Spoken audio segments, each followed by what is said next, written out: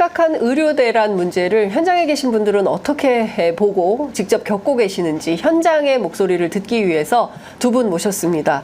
정형준 보건의료단체연합 정책위 의장, 그리고 강청희 더불어민주당 강남을 지역위원장, 흉부외과 전문의 선생님이시고요. 정형준 선생님은 재활의학과 전문의 선생님입니다. 두 분 모셨습니다. 어서 오십시오. 네, 안녕하세요. 네, 바쁜 가운데 함께해 주셔서 너무너무 감사드립니다.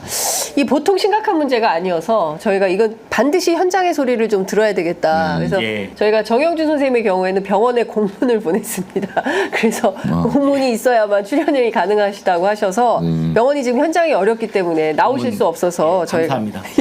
아니, 제가 어려운 건 아니고요. 저 재활의학과 의사라서 응급진료나 뭐 수술하는 사람은 아니기 때문에. 네, 병원 상황이 많이 어려우니까 하여튼 의사 선생님들이 병원에 계셔야 되는 상황, 누구라도 병원에 있어야 이게 좀 뭐 환자들이 좀 안심할 수 있는 그런 상황이 아닌가 싶습니다. 지금 현재 응급실 운영을 부분 중단한 병원이 4곳. 이라고 합니다. 그리고 당직 의사 혼자서 근무하는 데가 25곳. 지금 응급실이 어느 정도라고 봐야 되는 겁니까? 이게 좀 구조적으로 봐야 되죠. 어느 분부터 강청희 선생님 먼저 하시죠. 뭐 예상했던 문제지만 실상을 보기 위해서 이제 의료대란 대책위 활동을 통해서 현장의 목소리를 듣고 현장 방문도 해서 현황 파악을 하고 있습니다. 되게 언론에 보도된 것처럼 응급실이 있기는 있는데 제 기능을 못한다. 그래서 57곳의 응급실 중에 우리가 그 분만 못하는 곳이 14곳, 뭐 흉부 대동맥 수술을 못하는 곳이 16곳, 영아의 장폐색을 해결할 수 없는 곳이 46곳이나 돼서 거의 응급 의료가 망가진 상태라고 생각을 하고요. 지난번에 방문했던 고대 안암병원의 경우에는 원래 140명의 환자를 응급의학과 전문의들이 수용을 해서 해결을 했었는데 최근에는 되게 50에서 60명 정도. 근데 그 대신에 중증도 비율은 상당히 올라갔다 그럽니다. 한 50%를 넘기 때문에 실제로는 당직 쓰는 의사들이 많이 피곤하고 또 다음날 진료도 지장이 있고 결국 의료 사고 위험성이 증대되고 있다. 이런 우려들을 많이 하고 계시고요. 아주대 같은 경우는 날짜 요일 정해서 어떤 날은 성인 응급 심장 정지만 보겠다는 날짜가 이제 생겼고요. 어떤 날들은 소화를 볼 수 없는 날짜들을 또 발표를 하고 있잖아요. 그래서 그런 부분들이 24시간 진료를 하고 권역에서 모든 응급 상황을 커버하기로 한 권역 응급 의료 기관들이 결국은 인원의 부족, 그다음에 배후 진료가 안 되는 문제로 해서 환자를 받지를 못하는 그런 비극적인 상황이 벌어지고 있습니다. 그래서 저번에 그 소방방재청 노조에서 저희 대책위에 와서 영상을 보여준 화면이 있었는데 상당히 충격적이었어요. 저희가 응급실에 무조건 갈 수 있는, 그러니까 이런 큰 병원, 상급 종합병원의 응급실에 무조건 받아줘야 되는 경우는 K타스 레벨 1, 2는 무조건 받아야 되고 3가 되면은 무조건 받는 게 아니라 병원에 이제 허가를 받아서 가야 되는 경우인데 저희가 잘 볼 K타스 1, 2는 어떤 걸 말하는 건가요? 심장 마비가 왔거나 이제 심내혈관 질환이 이제 원투에 들어가고요. 그다음에 이 활력 징후가 좀 스테이블하면서 진단이 안 된 케이스들이죠. 그런 경우는 3 이하로 내려가게 돼 있는데 최초에는 혈압이나 맥박이 정상이었다가 이송 과정 중에 급격히 나빠지는 경우들이 생기거든요. 근데 지금 대기 시간이 되게 응급 이송 차에 타서 1시간은 기본이고 4-5시간 길면 8시간까지 가는 경우가 있다는 얘기를 하세요. 8시간 받아주는 데가 없어서 아니면은 그 병원 앞에서 대기하는 시간이 있답니다. 그렇기 때문에 굉장히 큰 문제가 생겼는데 그 응급 이송차 안에서 급격히 상태가 나빠지면서 돌아가시는 장면이 있어요. 그러니까 처음에는 진단이 응급 구조사나 우리 의사들도 검사하지 않고는 사실 이게 중증인지 경증인지 보기 어렵잖아요. 복통으로 왔지만 복통이 문제가 아니라 다른 데 문제가 있을 수도 있죠. 후복막에 출혈이거나 아니면은 뭐 나팔관에 문제거나 여자분들은 여러 가지 문제들이 발생을 하기 때문에 그런 데서 소중한 생명을 놓치는 경우가 지금 비일비재하게 일어나고 있다. 상당히 가슴 아픈 일입니다. 그래서 이 사건에 대해서 정부는 아무 문제 없다. 현장에 나가 보십시오. 이렇게 얘기했지만 실제로 현장은 그분들의 생각과 많이 틀리다. 그 책임은 과연 누가 져야 될 것인가 그런 생각을 하게 됐습니다. 정형준 선생님 보시는 현장은 좀 어떻습니까? 그러니까 뭐 지금 뭐 강청희 선생님께서 너무 잘 말씀을 주셨고 언론에 지금 많이 나오고 있는데 저는 이제 한 몇 가지만 더 지적을 하면 대표적으로 이제 아까 아주대병원 응급실 말씀하셨는데 아주대병원은 권역 응급센터이면서 또 이제 권역 외상센터를 하고 있거든요. 네. 그리고 이제 저희 잘 아시는 이국종 교수께서 원래 계셨던 곳이고 그래서 이 닥터 헬기도 운영하고 실제로 제가 근무하는 병원에 저는 이제 재활의학과다 보니까 환자들이 상당 부분이 아주대병원에서 외상 이후에 수술을 하고 저한테 이제 전원이 되는 이 지역이 구리 지역이거나 하면 그런 경우가 많습니다. 그리고 결과도 좋고요. 사실. 근데 지금 이곳이 만약에 이렇게 성인 응급실이 돌아가지 않을 경우에는 수도권의 사실은 핵심적인 외상센터이기 때문에 네네. 외상 부분에서는 심각한 타격을 줄 수 있다고 저는 생각을 하거든요. 네. 그러니까 이 경중이 있는데 네. 지금 정부에서 이야기하는 방식은 그냥 모두 다 가동이 되고 있다 수준이지 예. 이 자원이 잘 배분이 돼서 아하. 실제로 필요한 곳에서 작동하고 있다고 보기는 어렵습니다. 그 부분이 이제 지금 말씀하신 그런 이야기들이고 두 번째는 심근경색 같은 경우는 아까 강청희 선생님이 뭐 흉부외과 전문이시니까 제일 잘 아시겠지만은 진짜 이게 시간이 중요합니다. 근데 지금 심근경색 환자가 뭐 스텐트 삽입이나 관성동맥 우회수를 하는데 최소 지금 3-4시간이 지금 네. 돌아간다고 하면 예. 사실은 이제 중요한 시간 다 날리고 예.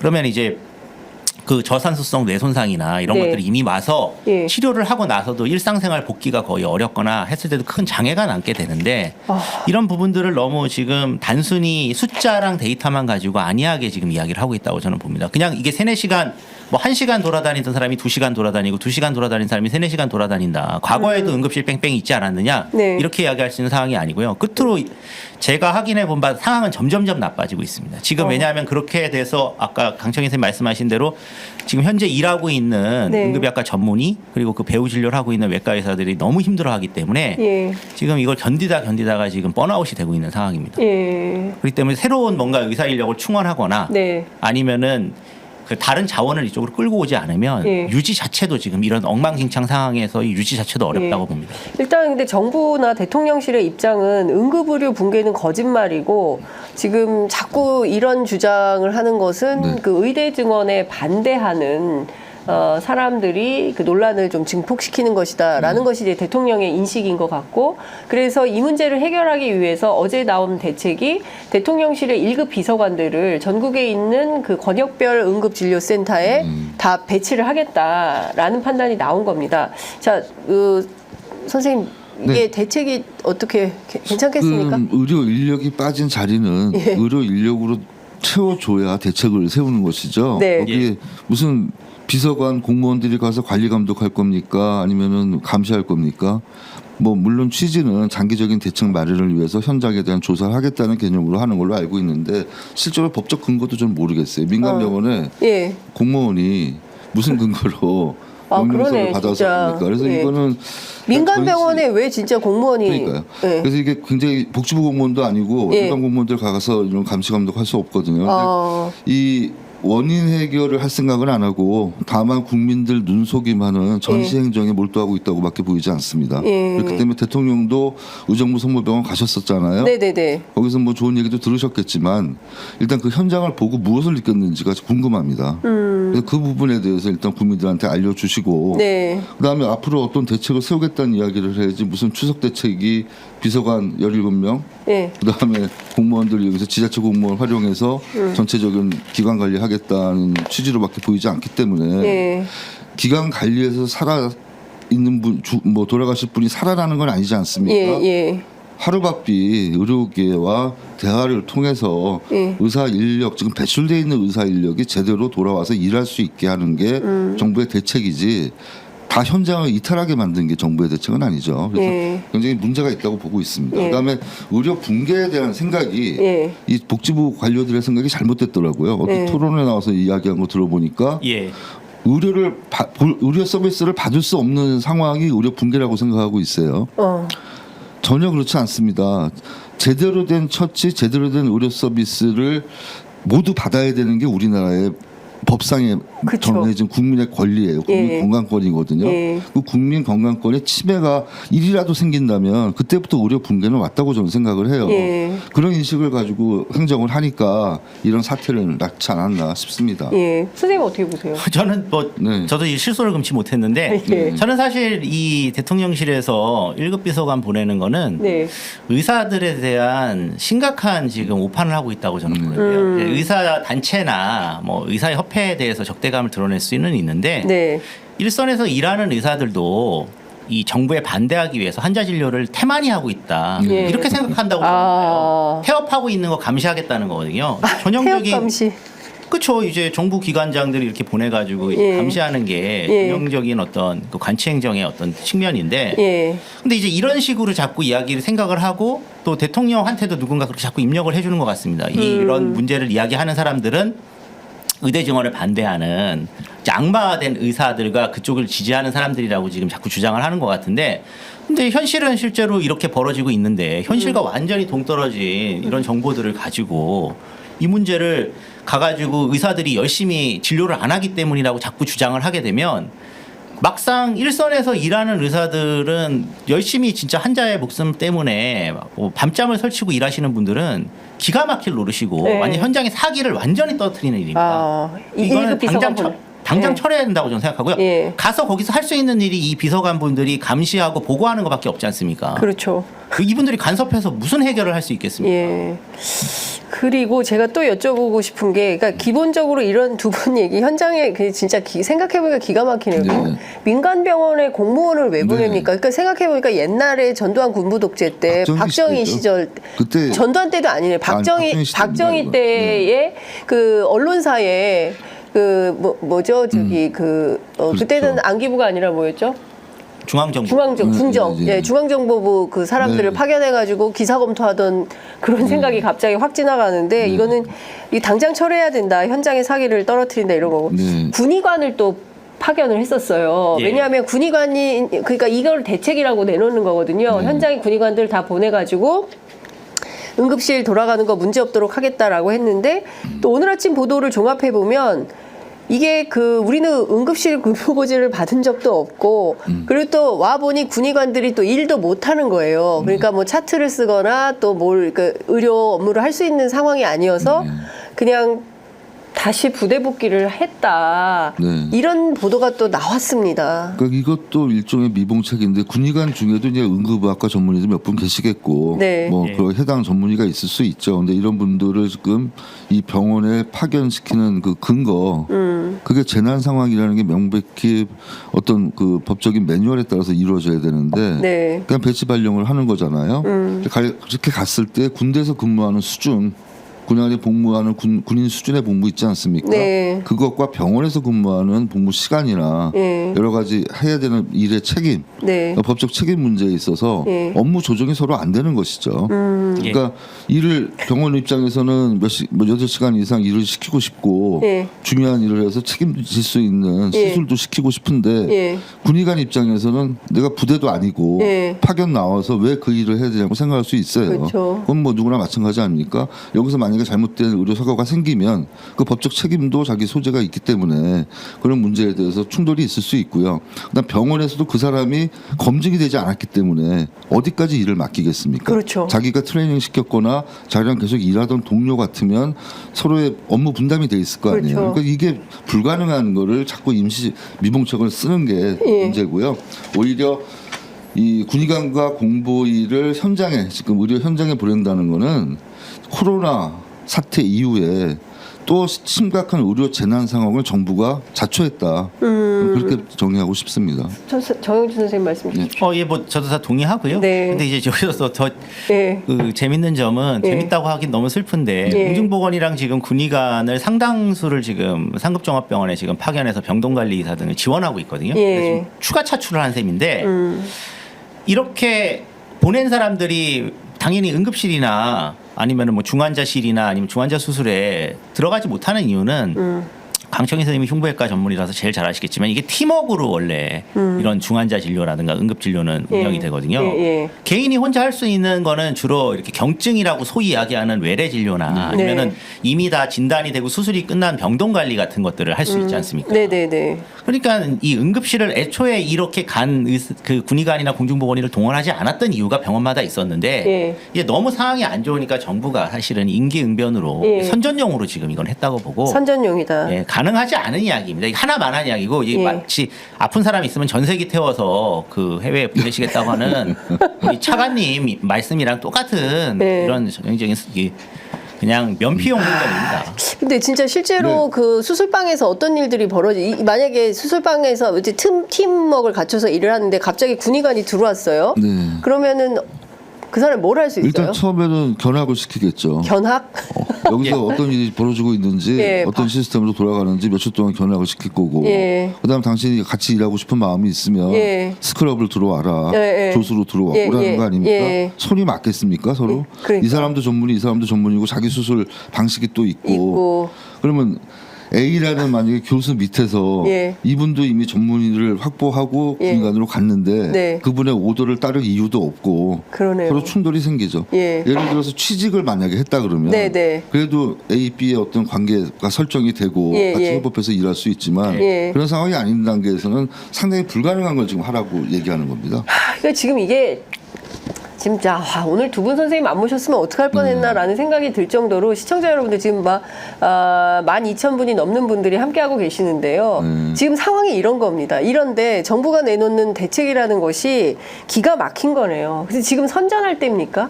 네. 의사들 태업 하나 안 하나 감시할 때입니까? 지금 사람들이 죽어나가고 있는 상황인데 여기에서 정부가 내놓는 근데 제가 궁금한 게 있습니다. 네. 복지부 관료들은 알 거 아닙니까? 네, 조규홍 보건복지부 장관, 박민수 차관 정도 되면 네. 의료 현장이 어떻다. 이분들은 전문성이 있는 분들이라고 봐야 되니까. 근데 저는 그 말씀도 좀 드리고 싶어요. 예. 조기영 장관 복지부 관료 출신 아닙니다. 네. 박민수 차관도 역시 기재부 쪽에서 재무 쪽에서 온 분입니다. 둘 다 처음 시작은 복지부 관료 아니었어요? 에? 박민수 차관은 오래됐는데 예. 처음 시작은 재경고수 출신이고요. 그렇기 때문에 이 경제 쪽에 중심을 둔 사람들이지 의료 쪽에 중심을 둔 분들이 아니에요. 방점이 없어요. 그러다 복지부 보니까 전문가들이 아니. 생명의 존귀함을 모르는 사람들이에요. 조기영 장관은 기재부 차관, 2차관 하다가 오신 분 아닙니까? 그렇기 때문에 이 사태의 모든 발단은 의료에 문외한인 사람들이 관료의 윗자리를 차지하고 잘못된 판단을 하고 잘못된 보고를 하고 그 문제 때문에 결국 이렇게까지 심각해졌다고 좀 봐요. 이에 당사자와 협의하지 않겠다는 정부, 그게 정부입니까? 이해장사를 버리고 어떻게 독재를 하겠다는 겁니까? 저는 처음에 그 2,000명 뉴스 나오고 나서 더 이상 논의할 대상이 아니라고 이야기했을 때 이미 이 사태는 예견된 것이고요. 그 예견된 사태에 대해서 그 7개월 동안 대비책을 세웠느냐? 아무것도 안 했어요. 그렇기 때문에 이 사람들은 무식을 넘어서 이제는 직무유기를 했다. 반드시 법적 책임을 져야 된다고 저는 생각합니다. 네, 정영 선생님 어떻게 보세요? 그러니까 저도 뭐 비슷한 견해고요. 예. 저는 이제 뭐 중요한 게 지금 되돌아보면 당시에도 그런 이야기를 했지만 이제 사실 저는 대통령실 이야기를 먼저 하겠는데 대통령실에서 2,000명 증언을 네네. 타협적으로 제시하면서 이 논의 대상이 아니라고 이야기했을 때는 맞습니다. 사실은 진료 거부 선동을 하는 셈이거든요. 왜냐하면 저희가 이제 경험을 했지 않습니까? 2020년에 문재인 정부 때 400명 증언할 때도 맞습니다. 전공의랑 의사협회에서 예. 반대하면서 싸웠는데 어떤 나라에서 그 진짜 지금 전체 정원 3,000명인 나라에서 2,000명을 증언한다는데 반발을 안 하겠습니까? 근데 저는 이제 이렇게 문제가 발생했을 때 국민의 생명이나 안전을 고려했으면은 당연히 어떤 협상을 했을 것이고 이외에도 지금 타협을 했을 텐데 정부는 일관되게 이거를 진압하는 모습을 보임으로써 얻을 수 있는 정치적 이익만 생각을 했습니다. 총선 때도 의사들과 타협하지 않고 우리는 의사들을 응징하겠어. 의사들 진압할 수 있어. 우리는 이길 수 있어. 우린 이기는 정부야. 역사의 이름을 남길 거야. 이거 지금 하나로 지금까지 이렇게 아집으로 오고 있는 겁니다. 그리고 추가로 하나 더 말씀드리면 그동안 아무 대책을 세우지 않았다는 게 지금 대형 병원에 전공의가 나가면 실제로 전공의가 전체 노동 시간이 거의 80시간이기 때문에 반 정도를 사실 의사 노동을 차지했던 거거든요. 최소.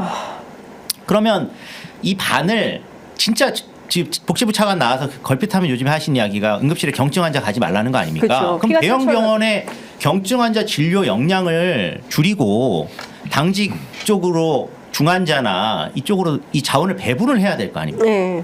근데 지금 제가 확인해 본 바로 대부분의 대형 병원은 외래가 수익률이 높기 때문에 외래를 아직까지도 초진 환자는 지금 많이 못 보고 있지만 재진 환자나 이런 쪽을 정리를 안 하고 있습니다. 지금까지. 그리고 검사도 지금 계속 돌리고 있습니다. 경증 환자도. 네. 이 부분에 대해서는 정부가 지금 근데 어떠한 규제도 가하고 있지 않잖아요. 그러니까 병원이 지금도 이제 병상 가동률이 떨어지니까 경영적으로 엄청난 위기인데 네. 그 부분을 지금 뭐 한 달 건강보험료 뭐 거의 2천억 원을 지금 투자해가지고 메꿔주겠다고 하는데 예. 만약 외래를 구조조정을 시킬 경우에는 예. 저희가 뭐 외상센터나 이런 식으로 예. 큰 돈이 들어가니까 네. 돈 들어가는 게 무서워서 지금 안 한 겁니다. 세상에. 그래서 완전 전 책임 방기라고 생각하고요. 조규영 장관이나 이 기재부 출신이시기 때문에 이거 잘할 겁니다. 돈을 어느 쪽에다 쓰면 어떻게 움직이는지. 근데 그것조차 안 하면서 무조건 모든 탓을 다 지금 의사 탓만 하고 지금 그걸로 정치적으로 선동만 하고 끝나는 것이죠. 예. 야, 이게 지금 지금 막 진짜 입이 딱딱 벌어지는 말씀들을 해주시니까 세상에 이런 정도라면 이게 정말 어떻게, 어디서부터 어떻게 손을 대야 되나라는 생각이 좀 드는 건데요. 지금 이렇게 모든 것들이 좀 이렇게 연동이 돼 있잖아요. 그러니까 응급실만 잘 된다고 해서 되는 게 아니라 이제 홍보외과 전문의 선생님 나와 계시니까 이게 뭐 이렇게 연계가 배후, 배후 뭐라고 해야 됩니까? 배후 진료. 배후 진료. 뭐 이런 게 이제 연계가 돼야 되는데 지금 그런 상황이 전혀 없는 상황이기 때문에 오히려 그게 더 큰 문제다. 지금 중요한 거는 죽어나가는 사람들이 생기기 시작했다는 거거든요. 그 일산의 2살박이 아기가 지금 의식불명 상태고 또 오늘 나온 것은 조선대 여대생이 또 병원 못 가서 의식불명이고 노동자 2분이 벌써 수술 못 받아서 사망한 이런 사태가 벌어지고 있고 지금 이거를 어떻게 해야 됩니까 지금? 지금 그 2살 여아인 경우는 진단명이 나와 있더라고요. 열성 경련이라고. 열성 경련이라는 이제 질환이 사실 초기에 열만 떨궈줘도 그런 의식불명에 빠지지 않습니다. 왜냐하면은 열이 고열인 상태에서 소아들은 신경계가 취약하기 때문에 녹아버리는 거거든요. 신경계를 싸고 있는 막이 녹으면서 이게 다시 돌아오지 않는 뇌 손상을 일으킬 수 있기 때문에 이거를 정말 살릴 수 있고 고칠 수 있는 질환을 가진 우리 국민들을 왜 이렇게 만들어야 되는지 모르겠고요. 굉장히 가슴이 아프고 이 문제에 대해서는 모두가 다 책임이 있다고 저는 생각을 해요. 근데 이런 일을 더 없애려면 앞으로 어떻게 해야 될 것인가 상당히 고민스럽죠. 그러니까 의료 대란을 일으킨 원인이 누군가를 찾아서 먼저 문책하고 사과하고 하는 작업이 먼저 선행이 돼야 되고요. 그래야 국민들이 마음을 풀 거 아닙니까? 일단 마음이 풀려야 대화가 되겠죠. 의사들도 마찬가지입니다. 돌아와서 대화를 하려면 전면 재검토라고 우리 당대표님 말씀하셨듯이 모든 가능성을 열고 25년, 26년 얘기할 게 아니라 지금 상태에서 입시가 중요한지 사람 생명이 중요한지도 한번 더듬어 봐야 되고요. 대신에 숫자를 늘려야 된다는 거는 누구나 동의하지 않습니까? 맞습니다. 어떻게 늘리고 왜 늘리고 어떻게 그 늘린 인력이 일할 건지를 정책 설계를 해놓고 그리고 증언을 했어야 되는데 저는 그 대통령께서 의정부 성모병원 가서 앞으로 고생하는 과가 더 수가를 많이 받을 수 있게 보상하겠다, 공정 보상하겠다. 그 체계를 만들어 놓고 늘려야죠. 그러니까요. 그다음에 추계위원회 만들어 놓고 늘렸어야죠. 그거 모든 게 선호가 바뀌고 단지 생색내기식으로 정책을 추진했기 때문에 결국은 이런 불행한 결과가 초래가 됐고요. 빨리 지금이라도 인정하고 문재인 정권에서 코로나 시대에 증원 정책을 추진하다가 멈춘 것처럼 이번에도 정부가 결단을 내려서 일단 큰 사고를 막아야 된다고 저는 생각하고요. 그게 불가능하다면 이제 우리는 뭐 할 일이 무엇인가 각자 도생의 시대에서 가정학과 책 짐집마다 한 권씩 사야죠. 그래서 가정에서 할 수 있는 응급처치법 익혀야 되고요. 그다음에 가정에서 할 수 있는 미국은 병원비가 비싸니까 병원 못 가니까 그런 책들이 많이 나와 있어요. 우리 서점에도 있습니다. 그리고 국민들이 알아서 공부할 시점이 왔고요. 아이고야. 그다음에 또 한 가지는 이제 인력 문제 이런 프레임에서 벗어나서 의료 붕괴 시점, 응급의료가 망가진 상태에서 앞으로 어떤 정책을 필 것인가에 대안을 마련해야 될 시간으로 넘어가고 있어요. 내년 너무 심각하다. 제가 볼 때 내년 3월까지 이거 해결이 안 된다 그러면 이제 의대 교육 문제가 생기죠. 그다음에 의대 수련의 문제가 또 생기죠. 그다음에 의사 인력에 대해서 뽑아놨는데 그 사람들 일할 장소가 없잖아요. 그다음에 공공의료를 처음에 시킨다고 그래놓고 공공의료에 가게 유도할 기전이 만들어져 있지 않잖아요. 그렇죠. 시스템이 없죠. 근데 필수의료 살린다고 그래놓고 필수의료 죽였잖아요. 오히려 다 떠나게 했습니다. 모멸감을 줘서 떠나게 한 거예요. 낙수 효과란 잉여 인간이라는 어떤 프레임을 만들어버린 거거든요.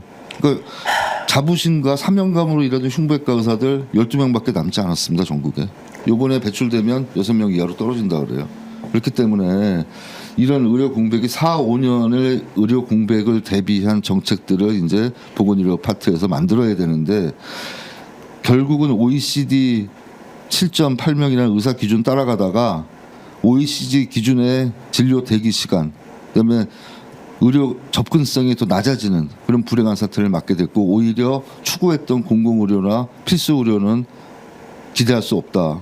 당분간은. 그렇게 저는 생각해서 거기에 대한 대안을 빨리 준비해야 된다고 생각합니다. 선생님 너무 암담합니다. 지금 사실은 그 세계 다른 나라에 흩어져 사는 우리 재외 국민들이 아프면 한국 가야 되거든요. 왜냐하면 한국이 세계 최고의 의료고 너무 잘 돼 있기 때문에 하여간 외국 살다가도 아프면 이제 일단은 뭐 치과 때문에 들어왔어, 뭐 어디 아파서 들어왔어, 뭐 그 건강검진 때문에 들어왔어, 네. 전부 이러는데 그 나라에서 해야 되는 상황이 돼버리는 거고, 지금 말씀 좀 들어보시니까 이게 지금 그 2,000명이라는 어떤 그 저기에 갇혀가지고 결국에는 소중한 것들을 다 놓치고 있는 이런 상황이 되는 건데, 일단 추경호 원내대표 포함해서 정부는 그런 인식이 없는 것 같습니다.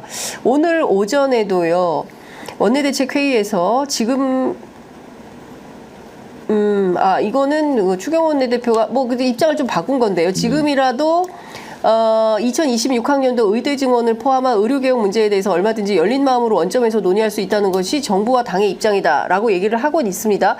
그러나 대통령의 입장이 바뀐 것 같지는 않습니다. 대통령은 여전히 2,000명을 고수하고 있는 것이고, 이것은 바꿀 수 없다, 원칙은 옳다라고 지난번 기자회견 때도 말씀하셨거든요. 자, 저는 이거 굉장히 기사 아침에 보면서 화가 났는데요. 예. 아직도 정치쇼를 하고 있구나. 여당이 정부와 같이 있기 때문에 결국은 당정협의체 운영을 할 것이고요. 네. 거기서 이런 문제에 대한 이야기가 분명히 나왔을 겁니다. 예. 그동안 7개월 동안 뭐 하고 있다가 네. 지금 막판에 다다라서 문제가 불거지고 그렇게 수많은 사람들이 이 우려점을 전달했음에도 불구하고 안 하다가 책임을 면피하기 위한 서로 간의 핑퐁 게임을 하고 있다, 이렇게 보이고요. 어떻게 보면 옛날 과거에 전두환 노태우 시절 정권 이해관계에 있었던 서로의 야합 내지는 국민을 속이는 작업, 네. 이런 게 의심이 되는 상황으로 좀 봐서 상당히 불쾌해요. 사람 생명 갖고 장난치는 것 같고요. 네. 저렇게 하면 안 됩니다. 네. 지금은 모든 가능성 열어놓고 복귀를 위한 노력을 하던가, 네. 아니면 아예 다 포기하고 지금 상황에 맞는 인력 대응 방안을 만들던가, 예. 아니면 앞으로 향후 4, 5년 후를 위한 대안을 만들어 놓던가, 이 작업을 하는 게 책임 있는 정부 여당의 목소리지. 네. 지금 와서 저런 얘기한다고 예. 뭐가 달라집니까? 선생님 어떻게 보십니까? 그러니까 저도 지금 예. 이 정부 여당이 예. 한동훈 대표부터 시작해서 이야기를 꺼냈을 시점이 네. 뭐 보수 언론에서 갑자기 그동안에는 왜 그 사건 취재 기자들이 뭐 응급실이나 이런 곳에 가서 이거를 청취를 안 했습니까? 네. 그 상황 4월부터도 이미 상황이 다 안 그렇죠. 좋았었는데요. 예. 그리고 하나 제가 역사적으로 되돌아보면 2020년에 문재인 정부에서 네. 400명 증언한다고 했을 때 네. 보수 언론에서 그 발표하자마자 의사 그 전공의들 당시에 진료 거부하자마자 첫날에 다 응급실 들어가고 병동에 들어가서 그거를 기사를 정말 엄청나게 쏟아냈고, 네. 모 신문에서는 의대 증언은 인간 본성에 어긋나는 거라고 하는 칼럼까지 실어줬습니다. 예. 그리고 당시에 그 국민의힘의 전신 예, 예. 뭐 미래통합당이었나요? 네. 그 당시에 그 원내대표께서도 나와서 뭐 한 일주일도 안 돼가지고 정부 예. 공격하면서 이렇게 일방적으로 코로나 시기에 의사들하고 타협 안 하면서 400명 증언하냐 이렇게 했었던 사람들이에요. 거를 비추어 봤을 때는 예. 지금 사실 갑자기 지금 보수 언론이나 이런 데서도 같이 나와서 8월 말부터 이러는 거는 저는 이게 예산 문제가 걸려 있어요. 그래서 지금 이렇게 됐다고 거의 예산?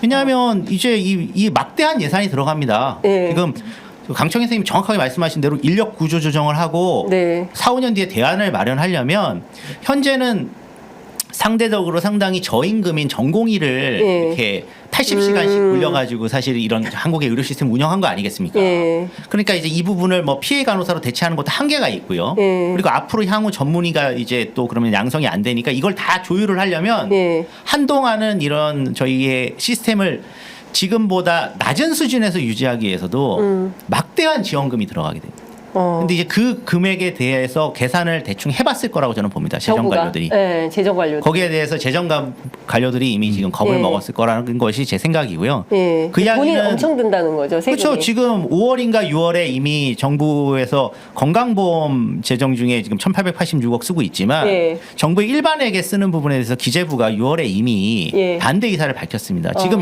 그리고 또 하나 뭐 이거는 오늘 이 예. 자리에서 논의될 내용은 아니지만 지금 재정상 좋지 않지 않습니까? 재정 상황 많이 재정 안 적자 좋죠. 엄청 예, 지금 심각하죠. 세수 결핍 심하지 않습니까? 예. 그러니까 이거를 견딜 수가 없다는 거죠. 그러면서 내부적으로 아마 명분을 쌓기 위해서 지금 이런 식으로 응급실의 어떤 문제들이나 이런 거를 훨씬 더 많이 보도하는 것 같은데 네. 이게 아까 말씀하신 강청희 선생님 말씀하셨듯이 서로 책임 전가하면서 핑퐁 게임 하고 있는 겁니다. 마치 이제 이걸 지금 국민의 생명과 안전 문제인데 그리고 이 정부의 제일 문제는 국민의 생명이 안중에 없고 이거를 대통령실이나 다 숫자나 데이터로 생각을 한다는 거예요. 그러니까 몇 퍼센트에서 몇 퍼센트. 근데 사실 사람의 생명이라는 것은 저희 입장에서는 그렇습니다. 만약에 치명률이 2%다 3%다고 하면 뭐 높아 보이지 않죠. 예. 하지만 100명 중에 2~3명은 사망하는 겁니다. 치명률이 3%라는 게 그게 엄청난 겁니다. 그렇죠. 그 2~3명을 살리기 위해서 저희가 의료 시스템을 갖추고 백신을 개발하고 하는 것입니다. 대부분이. 예. 그러니까 지금 뭐 거의 과거에도 응급실 뺑뺑이는 있었는데 지금 조금 나빠진 거다? 이런 식의 안이한 태도는 진짜 어이가 없는 상황이고요. 문재인 정부가 끝으로 제가 뭐 문재인 정부를 지지하는 사람은 아니지만 당시에 2주 만에 그거를 타협할 수밖에 없었던 거는 국민의 생명과 안전이 위협받았기 때문에 당연히 정부가 무한 책임을 가지면서 이후에 논의해서 결정하자고 해서 유보하면서 사실은 복귀시킨 것이지 네. 의사들한테 진 게 아니었습니다. 근데 네. 그거를 의사들한테 진 걸로 지금 표현을 하면서 7개월을 끌어오면서 이면에서도 지금 협상을 하나도 안 하고 있었다는 거죠. 그러면 지금 상황에서는 사실은 윤석열 대통령이 모든 걸 좀 원점에서 네. 2,000명 다 안 하겠다. 네. 그리고 전공의들 다 돌아와라. 네. 일단 국민의 생명부터 살려놓고 네. 그다음에 뭐 설계를 해보자. 그리고 원래 우리가 하려고 했었던 게 공공의료 확충이고 네. 지역의료 어려운 지역의료를 네. 좀 살리자는 거고 필수 의료를 확대하는 것이었기 때문에 네. 그 관점에서 의사들도 함께 논의하자. 이제 이런 차원으로 가야 되는데 대통령이 태도를 바꿀 다들 기대하지 않고 있더라고요. 근데 좋습니다. 이게 지금 국민의 영린을 세 개를 건드리는 거예요. 영린의 세계, 예. 생명, 생명, 그다음 교육, 네, 그다음 사회적 안전망 해체입니다. 과연 그런 정권이 존속할 수 있겠습니까? 지금이라도 빨리 정신 차리시고 좀 생각을 바꾸셔야 돼요. 이건 호소드리는 건데 네, 이 권력의 최고 책임자는 그만큼 어깨가 무거운 겁니다. 국민들이 원하면 언제든지 숙일 수 있어야지 그 자격이 있는 것이지 오만과 오기로만 일관해서는 절대 사태가 좋아지지 않을 것 같아요. 저는 의사들 편 들어서 의사들이 이겨야 된다는 생각으로 이런 말씀드리는 거 아닙니다. 제가 의사 출신이지만 지금 현장을 떠난 의사보다 진짜 말씀하신 것처럼 현장을 지키고 있는 의사들이 계속 진료를 잘할 수 있게 보장해 주는 게 국가의 책임이에요. 근데 다 지치고 미래가 안 보이고 내년에도 들어올 사람이 없을 것 같고 그러면 그 사람들이 어떻게 되겠어요? 떠나게 돼 있어요. 저번에 고대 안암병원에 가서 권영센터장님 하시는 말씀이 난파선에 타고 있는 선원 같은 심정이라고 그랬어요. 배는 난파돼서 좀 가라앉고 있는데 본인은 어떻게든 거기서 뭘 해보려고 노력하지만 결과적으로 난파가 된다는 얘기예요. 본인도 거기서 산화한다는 얘기잖아요. 그거를 다 듣고 있으면서 정치적으로 해결 못하고 또 할 수 있는 일을 안 한다면 그 책임은 정말 역사에 씻지 못할 죄를 짓는다고 저는 생각을 합니다. 그 선생님도 나오셨으니까 이것 좀 여쭤볼게요. 지금 일단 추석 연휴 기간에는 응급실 전문의 진찰료를 250% 가산한다. 그리고 그 경증 환자들이 오면은 진료비를 자기 부담금을 90% 지금 현행 60%인데 이거 90%로 올리겠다. 이렇게 본인 부담금을 늘리고 그다음에 응급실의 전문의들의 진찰료를 올리는 방식으로의 해법. 요거는 대안이 되겠습니까? 전혀 작동하지 않을 거라고 생각하고요. 뭐 저기 선생님 전달하실 텐데 이거는 황당무계한 이야기를 지금 하고 있는 황당한 얘기예요? 제가 이제 뭐 재활의학과 의사니까 응급실 상황을 병원에서 저희가 인턴 레지던트 돌 때까지만 알지만 응급실이라는 곳이 행위를 만들어낼 수 있는 곳이 아니지 않습니까? 가산을 한다고 해서 큰 수익을 벌 수 있는 곳이 아닙니다. 어차피 응급실이나 중환자실이나 뭐 신경외과, 흉부외과가 수익성이 없어서 그동안 의사를 그렇게 고용을 안 해서 대형 병원에서 계속 문제가 있었던 곳 아니겠습니까? 수익성이 있는데 왜 흉부외과 전문의를 스텝을 더 늘리면 되고 신경외과 늘리면 되는데 안 되는 거잖아요. 그렇다면은 지금 응급실도 마찬가지인데 250%를 준다고 해서 사람을 더 어디서 끌어오겠습니까? 당직 기사를. 그리고 두 번째로 본인 부담금 90%는 저는 그냥 한마디로 요약을 하면 이 정부가 정말 나쁜 정부라는 것이 응급실 과밀화의 원인이 국민이라고 지금 지칭을 한 겁니다. 그렇죠. 당신들이 경증인데 이렇게 무책임하게 도덕적 해이가 있어서 많이 오는 거니까 알아서 경증인 것 같으면 오지 마. 돈을 우리가 많이 내게 하겠어. 이거는 건강보험의 원칙하고도 맞지 않고 국가보건제도의 원칙하고도 맞지 않고 응급의료랑은 특히나 완전히 맞지 않습니다. 이게 피부미용도 아니고 이렇게 선택적 의료가 아닙니다. 이게 도수치료가 아닙니다. 이런 말도 안 되는 이야기를 그 정부 관료들이 이렇게 쉽게 할 수 있는 분위기가 지금 됐다는 게 문제입니다. 이게 좀 더 첨언해서 말씀드리면 의사 증언의 원래 숨은 배경은 의사 숫자를 늘려서 가격을 다운시키겠다는 그런 취지에서 시작했잖아요. 근데 지금 정책을 추진하면서 한 달에 1,800억씩 쏟아붓고 있고 그다음에 이 250% 인상 저는 생각지도 못했던 걸 해주고 있어요. 과감한 퍼주기를 해주고 있죠. 필수의료 개혁안에도 보면 20조를 앞으로 퍼붓는다 그럽니다. 그게 근데 좋은 방향으로 그 돈을 써서 잘 됐으면 모르는데 과거에 공공병원 하나 짓는데 400억, 500억 들어간다 그랬을 때 정부 재정 낭비라고 안 했던 기재부 출신들 관료예요. 근데 여기에 돈 퍼주는 것에 대해서는 아무도 얘기하지 않습니다. 더구나 큰 문제는 제가 자꾸 의료 영리화, 민영화 얘기 드리는 이유가 결국 패스트트랙 만들어주는 거예요. 돈 있는 사람은 90% 자기 부담 내더라도 갈 수 있고 돈 없는 사람은 돈에 맞아서 나는 경증인가 보다 생각하고 집에 있어야 돼요. 이게 말이 되는 의료입니까? 우리나라 건강보험이 이렇게 하려고 설계된 게 아니잖아요. 그렇습니다. 누구나 보편적인 진료를 다 받을 수 있게 전 국민 대상으로 강제 가입시키고 돈을 거둔 상태잖아요. 거기에 맞는 서비스를 해줘야죠. 이거는 굉장히 의료 민영화 단초를 여는 아주 나쁜 정책이에요.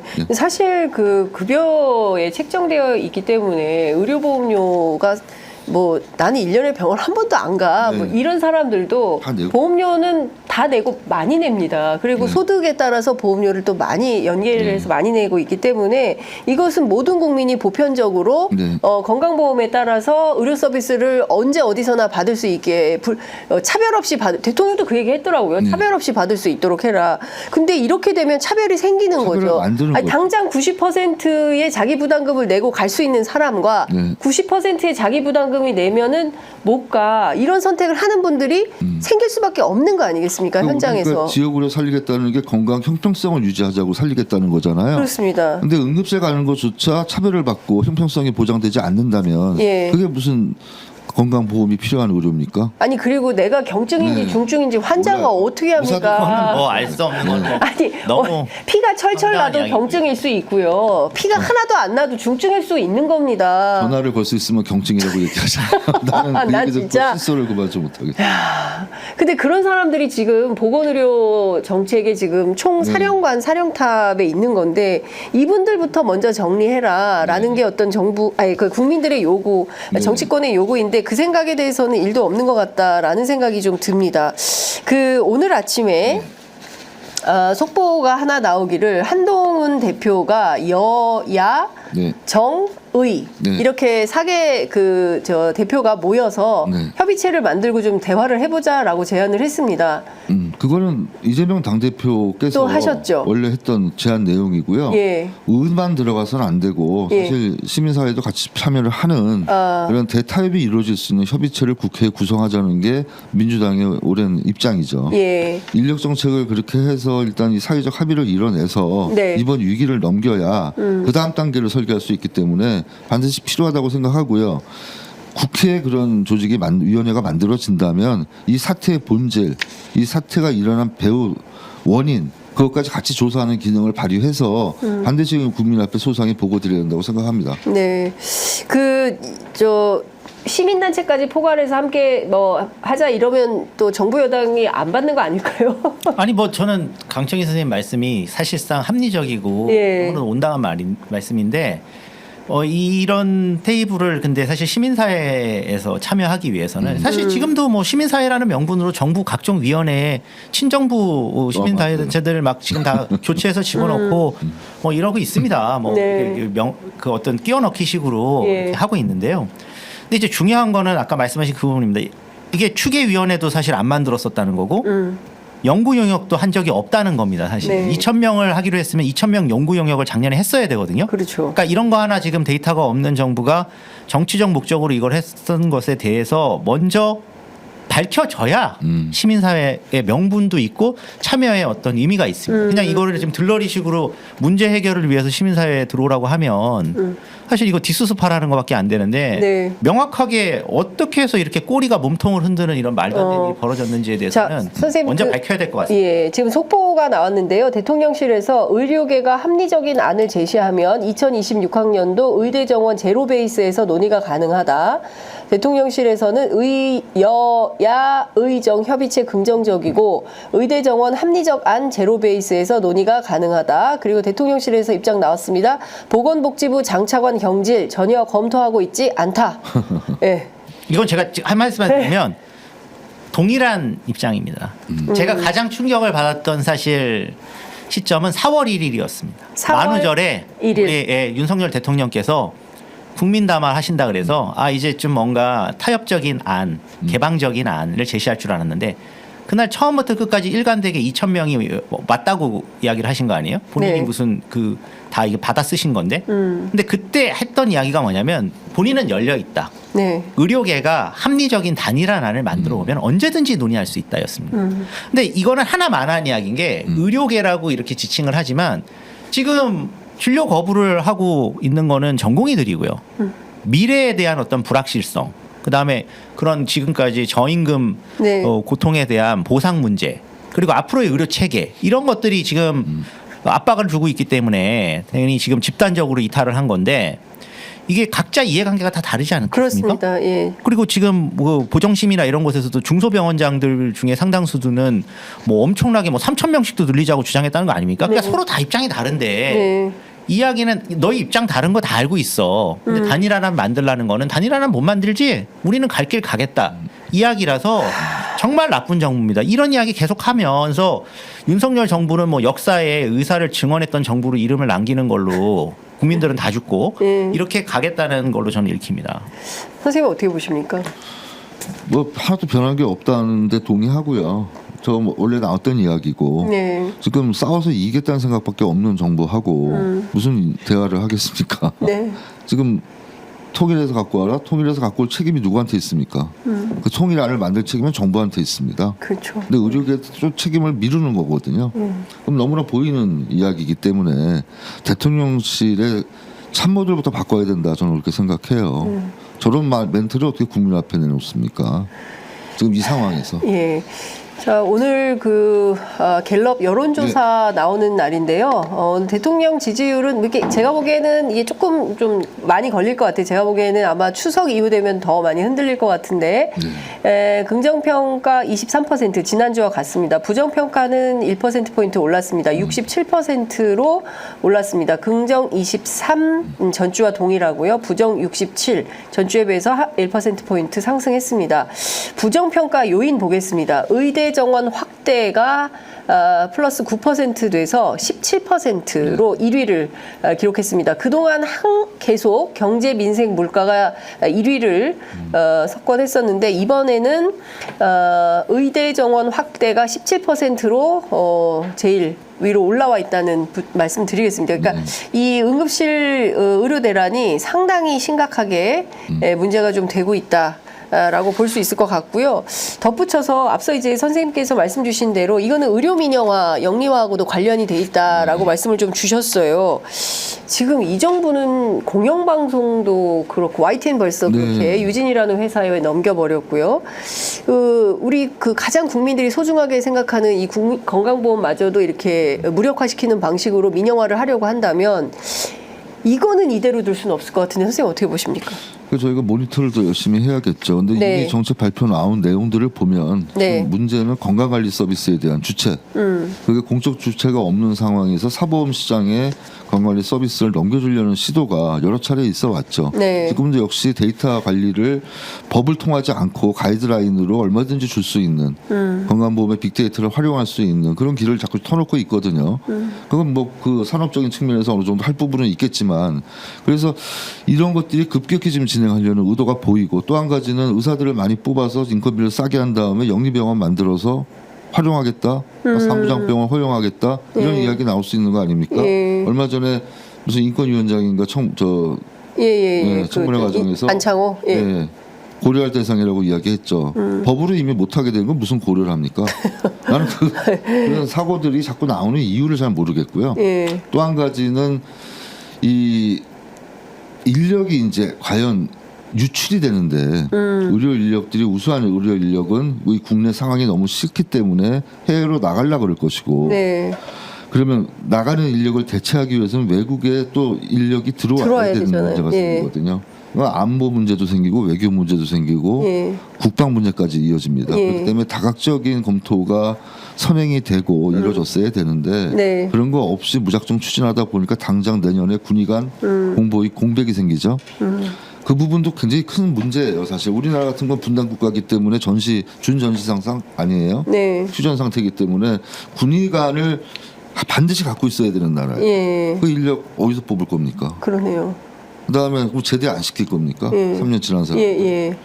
이거 저는 문제가 예. 도미노처럼 계속 예. 파급적으로 일어나기 때문에 심각하게 생길 것이고 어저께 특히 우리 존경하는 이뇨한 교수님 인유한 그 얘기 좀 해야 될 것 같아요. 예, 부탁한 환자 지금 수술 중 조금 늦었으면 죽을 뻔. 네. 너무 위험해서 수술해도 잘 살 수 있을지 걱정이야. 인유한 의원 말합니다. 네. 감사. 네. 예. 이야 이거 웃을 문제가 아닌데 좀 자꾸 웃음이 나오는 게 의사들 사이에 뭐 부탁할 수 있다고 봐요. 예. 국회의원이잖아요. 예. 그다음에 이런 정책을 추진하는 여당의 의료개혁특위위원장이잖아요. 예. 더 그러면 윤리적인 문제가 있죠. 그렇습니다. 청탁금지법에서 국회의원은 빠져 있다 그래도 이 상황 자체에 청탁 받은 사람은 문제가 됩니다. 교수님은. 네. 왜냐하면 사학 교수건 뭐 네. 공무원이건 문제가 되고 예. 반드시 이거 문책은 필요한데 예. 더 큰 문제는 무엇이냐. 예. 이런 도덕 불감증을 가진 여당과 정부가 네. 그동안 무슨 짓을 했는지 살펴봐야겠다는 생각이 들었어요. 일단 그 대통령 이하 전 국무위원들 네. 진료 기록 공개해야 됩니다. 국무위원 네. 예, 진료 기록. 그다음에 이거 빅5 응급 수술 받은 사람들 예. 중에 예. 기존 진료가 없었던 사람들 예. 다 명단 받아서 조사해 봐야 돼요. 예. 특혜를 받은 사람이 있는지. 예. 정말 이런 위급한 상황에서 국민들은 접근성에 제한을 받고 관료나 의사나 어떤 그 권력을 가진 사람들이 의료 접근성에 대해서 특혜를 받았다 그러면 그거는 국민 앞에 반드시 그 밝히고 심판을 해야 됩니다. 네. 그래서 저는 굉장히 이 사건이 충격적이라고 말씀드리고요. 예. 이뇨한 선생님은 워낙 잘 알고 네. 또 좋아하지만 예. 그래도 이 문제는 정말 잘못됐다. 예. 사과가 더 진솔했어야 된다. 예. 이미 정해진 상태이기 때문에 부탁했다. 그게 뭐가 중요합니까? 국민들이 고통받는 순간에 이런 부탁을 한 게 노출이 돼서 죄송하다고 얘기하는 게 맞죠. 그러니까요. 네. 집도인은 이미 정해져 있었고 아는 사이니까 잘 부탁한다고 말한 것이다. 이렇게 해명했습니다. 정영주 선생님. 그냥 뭐 그거는 상투적인 해결 방안인데 지금 상황이 네. 이런 의료 대란이 아니라면 뭐 네. 그 정도 이야기하고 가실 수 있는 거지만 예. 지금 국민들의 마음이나 네. 아까 강청희 선생님 말씀하신 대로 접근성 자체가 지금 너무 떨어져 있지 않습니까? 지금 네. 아까 말씀하신 그런 대형 병원들은 초진 환자를 거의 보질 않습니다. 지금. 그래서 아는 사람 통해서 지금 뭔가 알아보려고 하는 사람들이 너무 많은 상황에서 국민들은 지금 다 배제되고 있는데 예. 그게 어떻게 보이겠습니까? 그 그러니까 부분은 그렇죠. 특혜로 그거는 명확하게 보일 수 있기 때문에 예. 여기에 대해서는 좀 다른 방법의 예. 사과나 조사가 필요할 거라고 저도 보고요. 그 중국 같은데 제가 살다 왔는데 임산부들도 그 앞 너무 환자들이 많으니까 자기 앞에서 3번 혹은 앞 순서로 가기 위해서 새치기를 엄청나게 많이 하고 그 와중에도 또 로비를 해요. 네. 그래서 아는 사람 있으면 좀 땡겨주는 거예요. 근데 대한민국이 지금 그렇게 가고 있는 것은 아닌가. 에? 그리고 특혜가 있으면 빨리 수술 날짜 잡을 수 있고 아는 사람 있으면 병원 빨리 가는데 그거 아니고 순번대로 대기했다가는 이거 큰일 나겠다 싶은 생각이 들면 너도 나도 이 사재기 심리 비슷하게 이렇게 발동돼. 야, 병원에 누구 있는지 알아봐. 뭐 이렇게 되면서 혼돈의 아노미가 생길 수가 있는 겁니다. 이거를 정부가 조장하고 있다? 이거 그냥 놔둬서는 안 되겠다라는 생각이 예. 좀 들고요. 그 시간이 다 정영주 선생님께 좀 미국식 의료 민영화 방안을 이 정부가 생각하고 있는 걸까요? 저는 뭐 그렇게 생각을 하는데요. 네. 정확하게는 이제 위기는 기회라고 항상 생각을 하는 사람들이 있습니다. 지금 이렇게 의료 대란이 발생했지만 네. 뭐 민영보험사라든지 아니면 비대면 진료 뭐 앱 왜냐하면 비대면 진료 지금 전면 허용한 상태입니다. 의료기관 때문에. 예. 이런 이제 개발자들이나 투자자들은 지금 이 기회에 예. 전형적인 재난 자본주의인데 재난이 발생했으니까 난 여기서 돈 벌겠다. 네. 이런 사람들이 있습니다. 이번에 이제 의료개혁 특별위원회에서 제시를 해서 보건복지부에서 발표한 예. 의료개혁 제1차 실행 방안에 보게 되면 놀라운 내용들이 있는데 그중에 네. 제일 놀라운 내용은 사실 뭐 하나만 말씀드리면 민영보험이 앞으로는 의료기관과 계약을 하고 예. 그 다음에 이제 지금은 민영보험은 보충형 보험이기 때문에 의료기관이 민영보험하고 그 돈이 왔다 갔다 하는 게 아니라 환자의 실제 부담 금액을 보험회사가 환자에게 보상해 주는 방식으로 지금 되어 있잖아요. 그게 실손보험인데 그렇죠.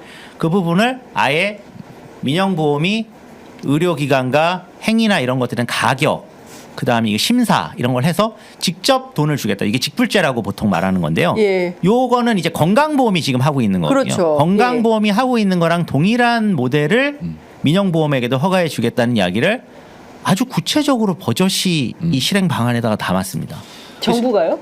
예. 그래서 제가 그래서 이걸 보고 그러니까 그 이야. 생각을 했다고 봐야 돼요. 저는 그렇게 믿어요. 깜짝 놀랐습니다. 이야. 예전부터 그런 이야기들이 많이 있었고요. 예. 그다음에 경제를 하는 사람들은 의료를 경제의 한 주체로 보기 때문에 예. 의료 영역에 사업 확장성 부분이 있다고 생각하거든요. 예. 그렇기 때문에 산업적으로 돈 버는 것도 있지만 재벌이나 자본가들이 네. 이 의료 시장을 통해서 이익을 추구하면서 네. 보다 더 좋아질 수 있다고 생각합니다. 왜냐하면 투자도 이루어지고 대형화도 이루어지기 때문에 그런 생각 가진 사람들이 관료들이 있기 때문에 네. 항상 민영화에 대한 우려는 있는 것인데 예. 이번 정권에서는 특히 너무 두드러지게 그걸 실행을 했고요. 예. 그게 너무 눈에 보이는 걸 했기 때문에 이거에 대해서는 우리가 반드시 따져봐야 돼요. 따져봐서 어느 정도 받아들일 부분은 수용하더라도 예. 전혀 의료의 근간을 체계를 무너뜨리는 예. 그 건보의 지속 가능성을 위협하는 정도의 시도에 대해서는 예. 저희가 막아야 된다고 저는 생각하거든요. 예. 그래서 우리 선생님하고 앞으로도 계속